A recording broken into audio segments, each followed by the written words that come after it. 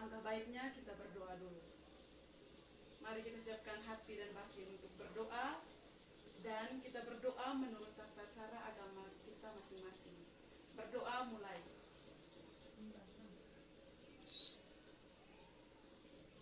Berdoa selesai. Oke, baik anak-anak. Sebelum memasuki materi, Ibu akan memperkenalkan diri dulu. Karena di sini Ibu sebagai guru PPL, maka Ibu harus memperkenalkan diri. Kata orang, tak kenal maka tak disayang. Supaya kalian sayang dengan Ibu dan Ibu sayang dengan kalian, maka kita harus saling mengenal. Perkenalkan, nama lengkap Ibu Elisa Ina Serni, biasa disapa Serni. Jadi, anak-anak bisa panggil Ibu Serni, tapi kalau di luar sekolah bisa panggil kakak. Oke anak-anak, jadi pada hari ini Ibu akan memberikan sedikit motivasi untuk kalian.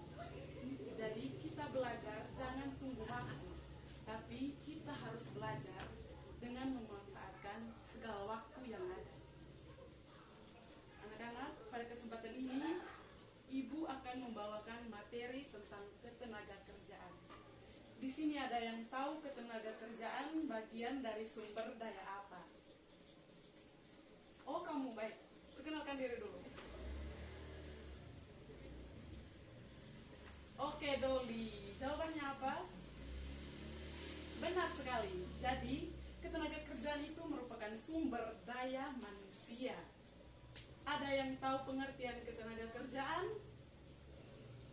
Oh, oke baik. Jadi Ibu akan memperjelaskan tentang ketenaga kerjaan. Menurut Undang-Undang Nomor 13 Tahun 2003, ketenaga kerjaan merupakan segala hal yang berhubungan dengan tenaga kerja pada waktu sebelum, selama, dan sesudah masa kerja. Pada waktu sebelum itu maksudnya orang yang sedang mencari pekerjaan. Sementara waktu yang sesudah itu orang yang sudah mendapat pekerjaan dan mereka bekerja di suatu tempat tertentu dan mendapatkan gaji. Dan yang terakhir, sesudah masa kerja. Maksud dari sesudah masa kerja, di mana itu orang-orang yang sudah bekerja tetapi mereka pensiun dari tempat kerja tersebut dan mereka akan mendapatkan upah seperti pesangon.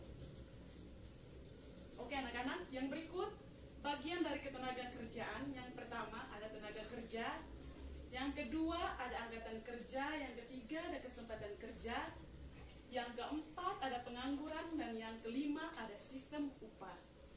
Yang pertama ada tenaga kerja. Ada yang bisa kasih pengertian tentang tenaga kerja? Oh, nama kamu siapa? Fancy, oke baik Fancy, silakan. Ya, jadi tenaga kerja merupakan setiap orang yang mampu melakukan suatu pekerjaan guna untuk memenuhi kebutuhan mereka sehari-hari. Jadi, orang itu harus bekerja untuk memenuhi kehidupan mereka. Jika mereka tidak bekerja, maka orang tersebut tidak akan memenuhi kebutuhan hidup mereka. Apakah anak-anak di sini sudah bisa bekerja? Oke, bagus sekali, bagus. Yang berikut ada angkatan kerja. Angkatan kerja merupakan penduduk dalam usia 15 tahun ke atas, baik yang bekerja maupun yang tidak bekerja. Jadi yang di kelas ini, semua apakah sudah rata-rata di atas 15 tahun semua? Oke, baik. Jadi kalian semua ini bisa dikatakan sebagai angkatan kerja. Tapi kalian tidak mempunyai tempat kerja, tapi sudah dikatakan sebagai angkatan kerja. Yang berikut ada kesempatan kerja. Kesempatan kerja merupakan suatu keadaan yang bagaimana menggambarkan tersedianya lapangan pekerjaan. Baik, Ibu akan memperjelaskannya.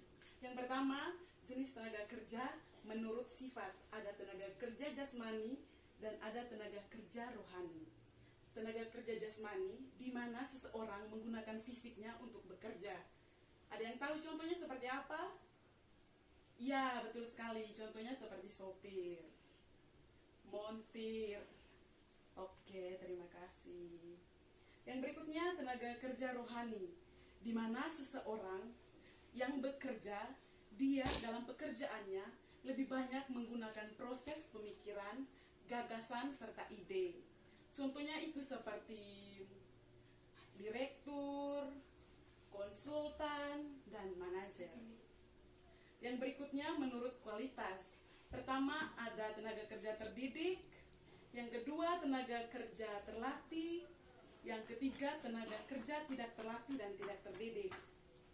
Tenaga kerja terdidik di mana seseorang dia mempunyai pendidikan untuk bekerja. Seperti saya seorang guru, saya berpendidikan dulu baru saya bisa bekerja di sini sebagai seorang guru. Dengan contoh lain lagi ada dosen, ada dokter.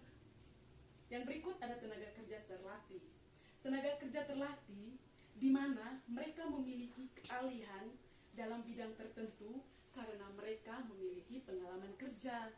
Ada yang tahu contohnya seperti apa? Oh iya. Contohnya itu seperti montir, sopir. Itu kan mereka punya pengalaman tuh. Kalau mereka tidak punya pengalaman dalam menyetir, selesai itu penumpangnya bisa jatuh semua kalau pengemudinya salah bawa. Yang ketiga ada tenaga kerja tidak terlatih dan tidak terdidik, di mana tenaga kerja tersebut mereka tidak perlu membutuhkan pendidikan dengan pelatihan untuk bekerja. Contohnya seperti apa? Ada yang tahu? Ya, pembantu bisa, buruh bisa, tukang sapu juga. Yang berikut menurut fungsi pokok dalam perusahaan. Yang pertama ada tenaga kerja bagian produksi. Itu mereka-mereka yang bekerja untuk menghasilkan suatu barang atau produksi. Jadi mereka yang akan memproduksi suatu barang. Dan yang kedua ada tenaga kerja bagian pemasaran, di mana mereka yang melakukan penjualan, pemasaran, atau pendistribusian barang dari hasil produksi tadi. Dan yang ketiga, tenaga kerja umum dan administrasi. Itu tenaga kerja yang berhubungan dengan umum serta administrasi. Dan yang terakhir, jenis tenaga kerja menurut hubungan dengan produk. Ada yang tahu jenis tenaga kerja yang seperti apa? Oke, baik, Ibu akan menjelaskan. Yang pertama ada tenaga kerja langsung, yang kedua ada tenaga kerja tidak langsung. Di mana tenaga kerja langsung itu mereka terlibat dalam proses produksi dan biayanya dikaitkan pada biaya produksi atau pada barang yang dihasilkan.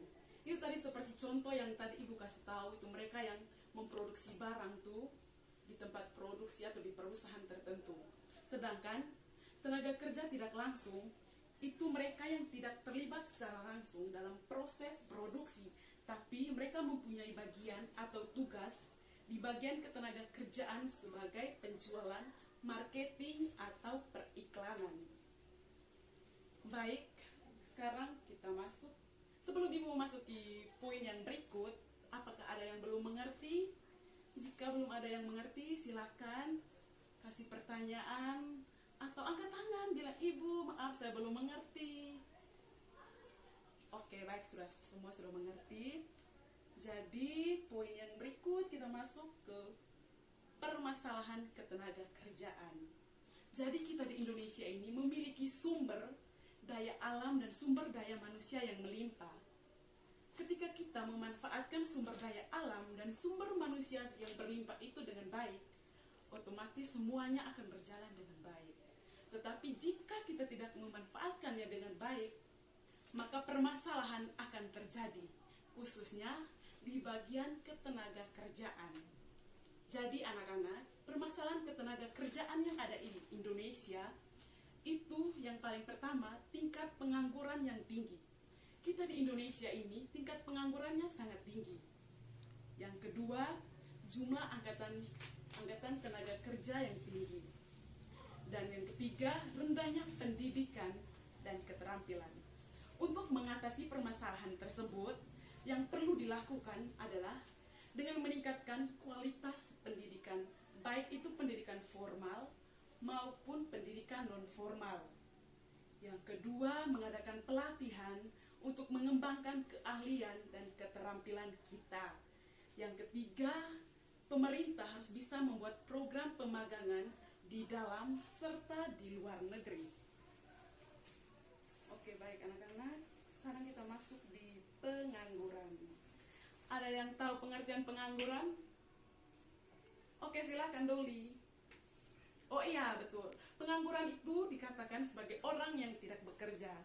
Jadi, Ibu akan meluruskan. Pengertian pengangguran merupakan sekelompok ketenaga kerjaan yang tidak mempunyai pekerjaan atau yang sedang mencari pekerjaan atau yang tidak mendapat pekerjaan. Kita di Indonesia ini pengangguran terlalu tinggi. Jadi tidak apa-apalah. Setidaknya lapangan pekerjaan juga sesuai dengan tingkat pengangguran. Yang berikut, sistem upah. Ada yang tahu pengertian sistem upah? Oh iya, upah itu gajian. Ya benar. Ada lagi yang lain? Ya, itu pendapatan dari hasil pekerjaan. Bagus. Jadi, Ibu akan meluruskan. Pengertian sistem upah itu di mana hak yang diterima dan dinyatakan dalam bentuk uang sebagai imbalan terhadap jasa pekerjaan yang telah dilakukan. Jadi ketika kita atau ibu sendiri, ibu kan sudah mengajar di sini. Jadi nanti ibu akan mendapatkan upah, yaitu berupa gaji bulanan, ada gaji tahunan. Biasanya gaji guru itu ada gaji tribulan. Oke, baik anak-anak, karena waktu kita sudah menunjukkan mau istirahat, jadi sebelum ibu menutup pembelajaran kita hari ini, ibu akan memberikan kalian tugas. Tugasnya gampang, jadi kalian tidak terlalu pusing mau pikir, aduh ibu nanti kerjanya bagaimana, seperti apa, jangan terlalu buat beban ke ibu, aman saja. Jadi nanti ketika kalian pulang rumah masing-masing, luangkan waktu kalian selama 15 sampai 30 menit. Jadi kalian harus memperhatikan baik orang di dalam rumah maupun di luar rumah, siapa saja yang kalian temui di rumah. Itu nanti kalian akan mencatat apa sih yang mereka lakukan, kerja apa sih yang mereka lakukan. Itu kalian harus catat ya, minggu depan ibu akan periksa. Jadi baik anak-anak, materi kita hari ini cukup sekian. Sebelum mengakhiri pembelajaran kita, mari kita siapkan hati dan batin untuk berdoa. Dan kita berdoa menurut ajaran dan kepercayaan kita masing-masing. Berdoa mulai.